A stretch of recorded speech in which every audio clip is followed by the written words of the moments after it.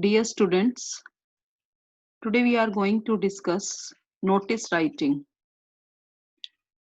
Question of notice writing is of 4 marks and it is important for class 11th and 12th also.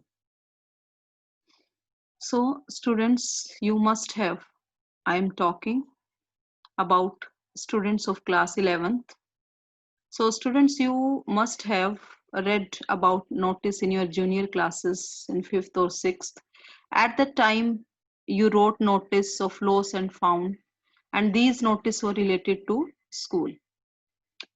So in class 11th and 12th, we will do notices related to school, colleges, society, and clubs. The format will remain same and the content will be somehow same. So students, what is a notice?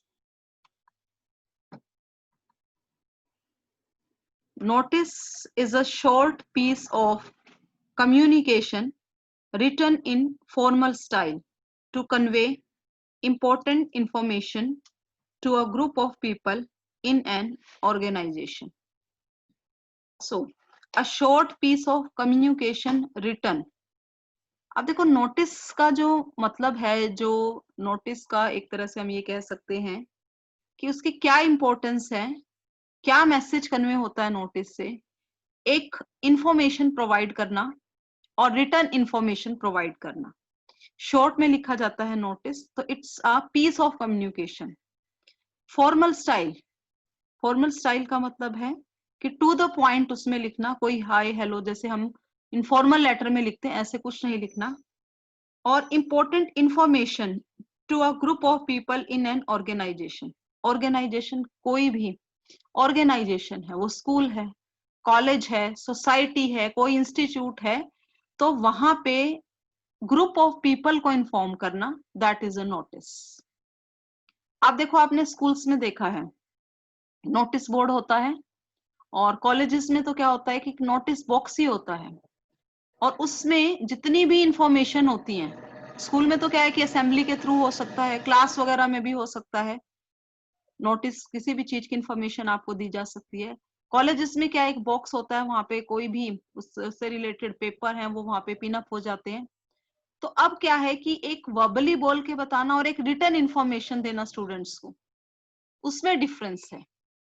तो यहाँ पे जो notice है school का, वो सभी बच्चों को या कुछ बच्चों को जिनके बार से रिलेटेड वो है, तो वो सभी इंफॉर्मेशन है वो लिखी जाती है। तो एक तरह से एक ग्रुप ऑफ पीपल, एक से ज्यादा को कोई इंफॉर्मेशन देना, इंपॉर्टेंट इंफॉर्मेशन देना, that is a notice. So what are the things that should be written in the notice? सबसे पहले name of the school issuing authority is written on the top. On the top का मतलब कि सबसे ऊपर जब हम नोटिस लिखना शुरू करते हैं तो सबसे टॉप पे we have to write the name of the school, and it should be written in capital letters also, और first letter should be capital. या तो सारे ही आप लिखना चाहें तो वो लिख सकते हैं, नहीं तो फर्स्ट लेटर है वो तो स्कूल के नेम का आप कैपिटल ही लिखेंगे। अगर स्कूल नहीं है तो इशूइंग अथॉरिटी लिखा है इसमें। इशूइंग अथॉरिटी का मतलब है कि अगर कोई क्लब, जैसे कि यूथ क्लब है आपकी सिटी का, एक ब्लड डोनेशन कैंप उसने ऑर्गेनाइज किया और क्लब मेंबर्स को उसमें पार्टिसिपेट करने के लिए कहा, तो उसमें आप लिखोगे क्लब का नेम, उसमें लिख दोगे, ठीक है।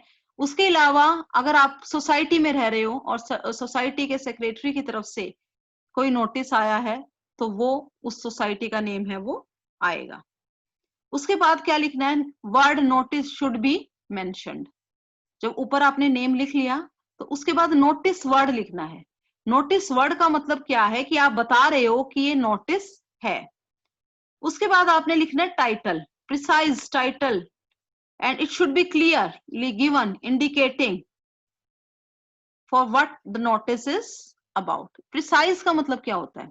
Precise का मतलब शॉर्ट में लिखना, टाइटल, हेडिंग, या आप सब्जेक्ट इसको मान सकते हो एक तरह से, तो बिल्कुल शॉर्ट में लिखना होता है कि किसके बारे में वो नोटिस है। सपोज कोई कंपटीशन है तो आप क्या लिखोगे कि उसके ऊपर सिर्फ आप ये लिखोगे कि कोई साइंस एग्जीबिशन है तो साइंस एग्जीबिशन है, मैथ्स क्विज है, कोई और कंपटीशन है, तो वो डाल के आप सिर्फ वो 2 या 3 वर्ड में ही उसको देने की कोशिश करो। और जब आप टाइटल लिखोगे तो उसके भी फर्स्ट लेटर आप कैपिटल लिख सकते हो, उसको बोल्ड में लिख सकते हो, उसको डार्क करके लिख सकते हो, क्योंकि जो हमारा सब्जेक्ट है या टाइटल है वो आई कैचिंग होना चाहिए, वो देखते ही दूर से ही पता चल जाए।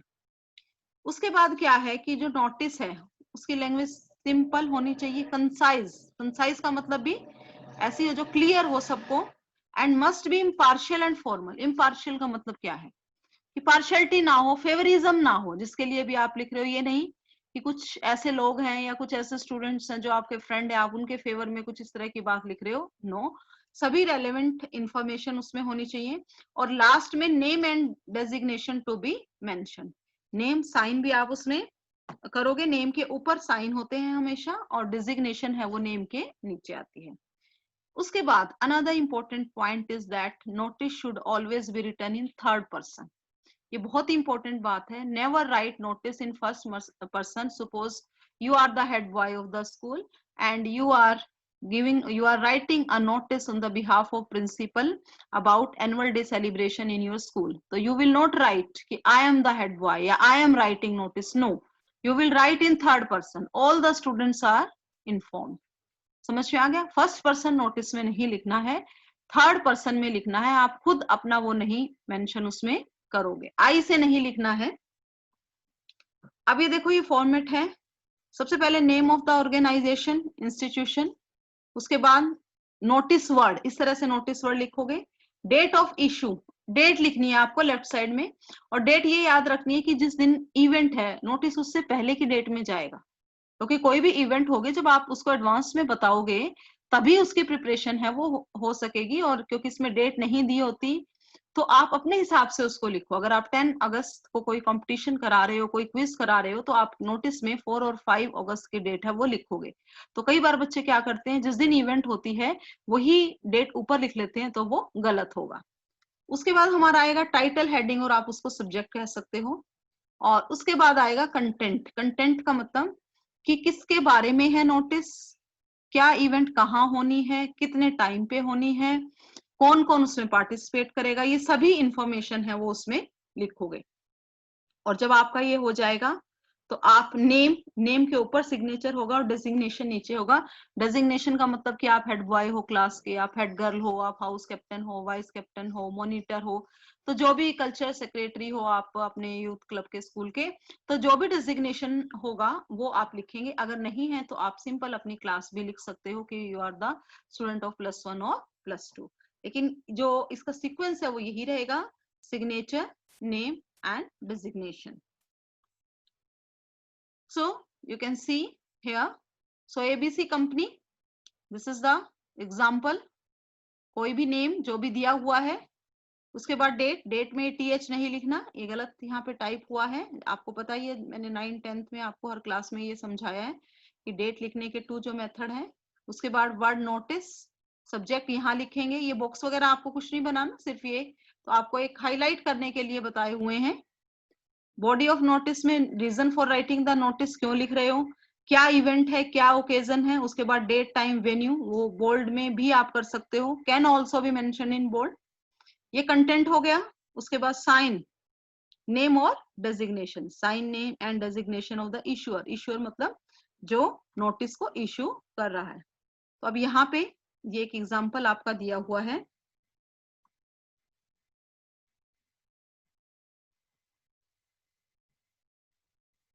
ये देख लीजिए, ये स्कूल का नेम दिया हुआ है, Ashok hall girls residential school, Machkali, Almora.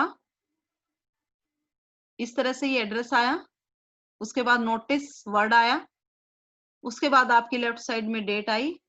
और ये किसके ऊपर नोटिस लिखना है कि आप सेक्रेटरी हो कल्चर कमेटी के, और inter house English debate competition है वो आपके स्कूल में ऑर्गेनाइज होनी है। तो आप कैसे लिखेंगे, all the students and house coordinators are hereby informed that our school is organ। अब देखो ये फर्स्ट लाइन तो आपकी ऐसे ही आएगी, all the students are hereby informed।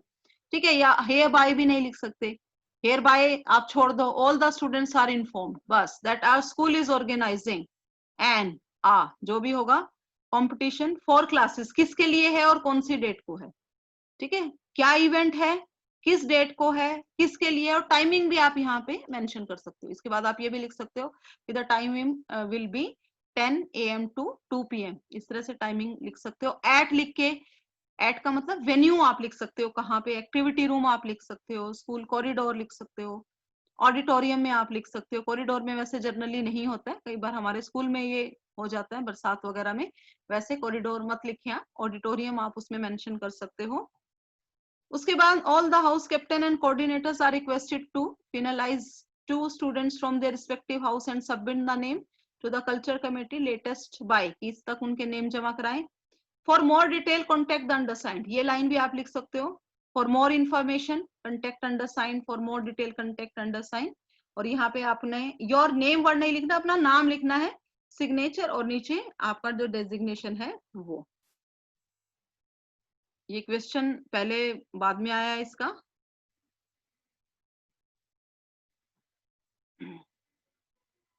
तो ये सेम आपका इसमें अब ये एरो डाल के दिया हुआ है कि क्या क्या हमने यहाँ पे लिखा था।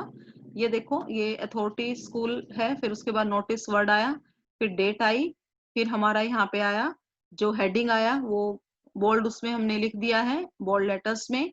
उसके बाद ये कंटेंट है सारा, और ये फिर सिग्नेचर और नेम, और यहाँ पे ये आपका आ जाएगा।